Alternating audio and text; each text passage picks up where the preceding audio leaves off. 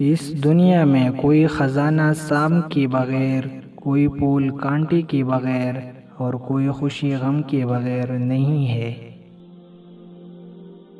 اپنی آواز کے بجائے اپنے دلائل کو بلند کرے۔ پھول بادل کے گرنے سے نہیں، برسنے سے اگتے ہیں۔ اگر تم عظمت کی بلندیوں کو چھونا چاہتے ہو تو اپنے دل میں انسانیت کے لیے نفرت کے بجائے محبت پیدا کرو۔ عقل کو خواہش پر فضیلت حاصل ہے، کیونکہ عقل زمانے کو تمہارے ہاتھوں میں دے دیتی ہے، جبکہ خواہش تمہیں زمانے کا غلام بنا دیتی ہے۔ اپنے دل کو اس وقت تک توڑتے رہو جب تک یہ کھل نہ جائے۔ خاموشی سمندر ہے اور گفتگو نہر کی طرح ہے۔ تجھے سمندر تلاش کر رہا ہے، تو نہر کی تلاش نہ کر۔ مولانا رومی سے کسی نے پوچھا، زہر کیا ہے؟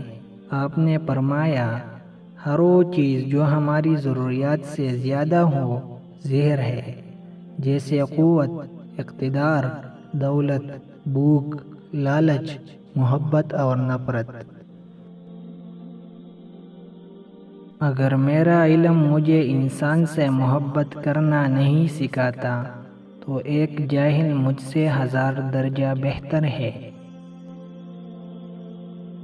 کل میں ایک چست و چالاک اور ناسمجھ نوجوان تھا۔ میرا خیال تھا میں ساری دنیا کو بدل ڈالوں گا، یہ کوئی بڑی بات نہیں۔ آج میں ایک تھکا ہوا سمجھدار بوڑھا ہوں۔ میرا خیال ہے میں خود کو بدل ڈالوں، یہ بھی بڑی بات ہے۔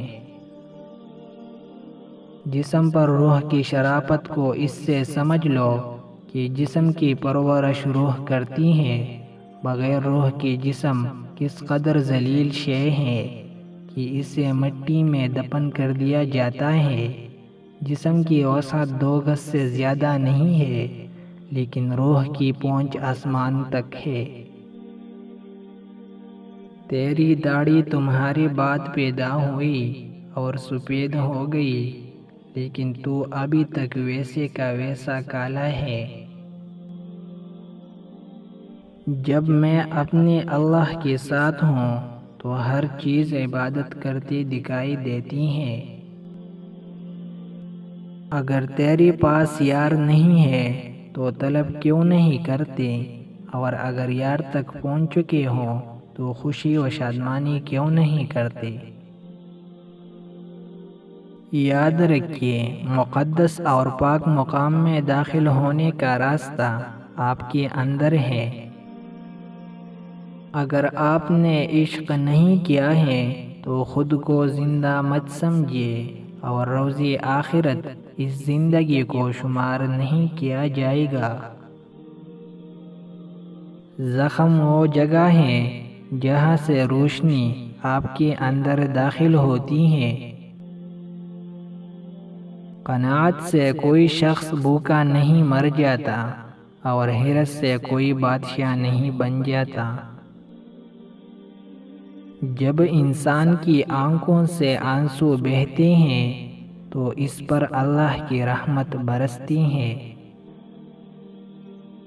سچائی کے بے شمار راستے ہیں، مگر جو میں نے چنا وہ محبت ہے۔